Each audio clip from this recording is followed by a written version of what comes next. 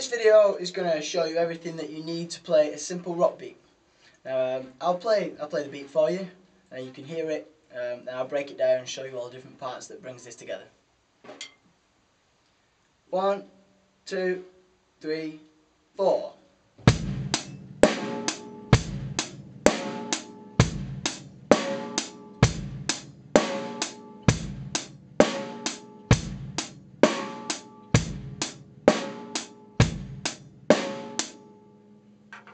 Okay, so that's the beat. That's what we're going to be breaking down today.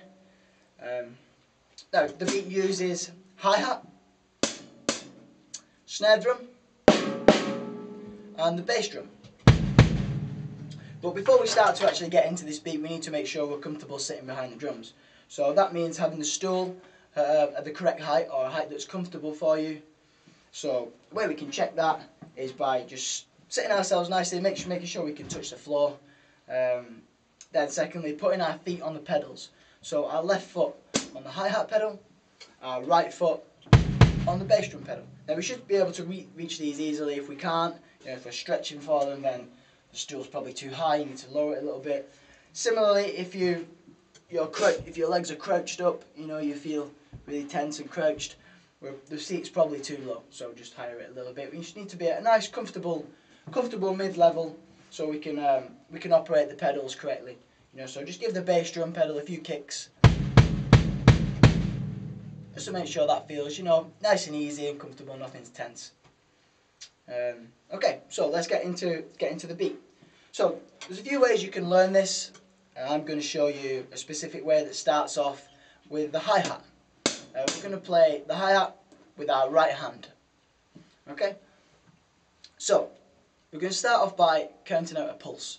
So there's 4 beats in our bar, and we're going to choose a tempo quite slow and steady, and we're going to play quavers with the hi-hat over this pulse. Now, the easy way for me to explain quavers to you is if we have a pulse at this: 1, 2, 3, 4, 1, 2, 3, 4, 1, 2, 3, 4. Okay, those hi-hats right there was playing quavers over the top of that 4/4 pulse. Okay, so you can see that one hi-hat lands on the beat, 1, and then there's a hi-hat in between. So 1, 2, 3, 4. Okay, so there are your quaver hi-hats. Now try to get that down. Try to sing as well, like I was doing. Sing the beats of the bar, the 4 beats. Or if you don't want to sing them out loud, sing them in your head. Just something so you can refer to it, so it makes sense, so the beats will lock in together with the beats of the bar. Okay, so get yourselves comfortable doing that, just on the hi-hat. Then we can start to bring the bass drum in. Okay, just before we bring the bass drum in, actually, make sure when you're playing the hi-hat that you keep your foot down on the pedal. If you can remember from previous lessons, this screw here operates the size of the gap that you get in the hi-hat.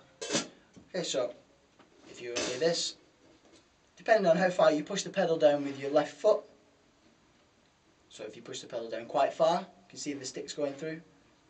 So if you push the pedal down quite far and tighten the screw up, you're going to get a bigger gap than if you only push it down only a little bit. So we just want to get that at a nice balance, so we've got a midway gap, just a nice little, open gap. Okay, so we want to be keeping our foot down on the hi-hat pedal there, rather than open. If it's open, it's going to sound like this. And that can be used for some other beats, maybe some heavier rock beats. But for this beat we're learning today, just a simple groove, we want to be keeping it nice and tight so we get this sound. Okay, brilliant.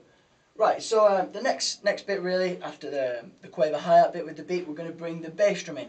The bass drum comes in on beats 1 and beats 3. Okay, so the hi-hats keep going all the way over the top, but the bass drum just gets added in on beats 1 and 3. Sounds like this: 1, 2, 3, 4. 1, 2, 3, 4. 1, 2, 3, 4. 1, 2, 3, 4. 1, 2, 3, 4. Okay, so as you can see, the hi-hats keep going, and the bass drum just falls on those beats, 1 and 3.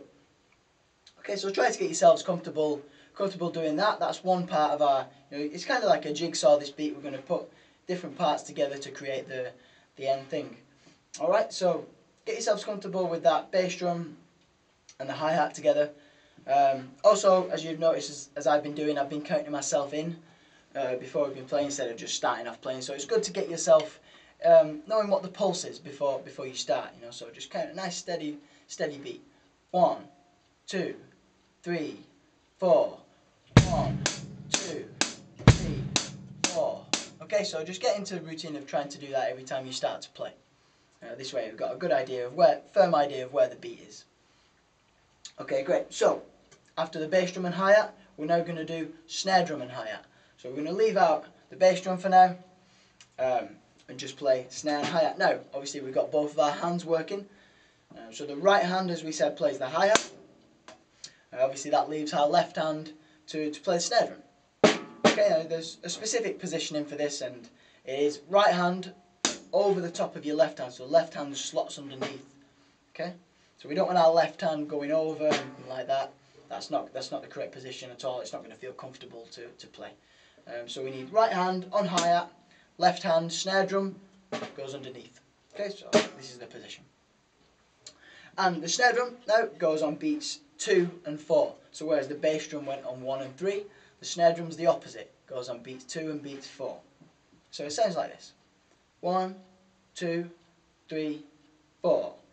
1, 2, 3, 4. 1, 2, 3, 4.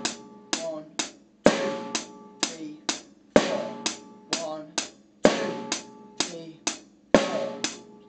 Okay, so that's our snare and our hi-hat bit. That's our next piece to the puzzle, if you like. So get yourselves comfortable with that again.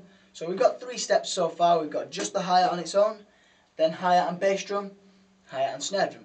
So if you've got all them together, then we can start to pull it all together and make the end beat. So the end beat is going to sound like this.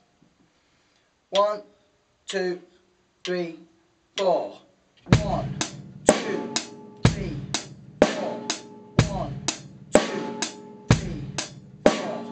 Bass drum, snare drum, bass drum, snare drum, bass drum, snare drum, bass drum, snare drum. 1, 2, 3, 4. Okay, so that's the finished beat. Hopefully, if you use all of the things we've just discussed there, it should all come together nicely. And once you've got that, we can start to add more bass drums in, add more snare drums, and create different and cool sounds on the drums.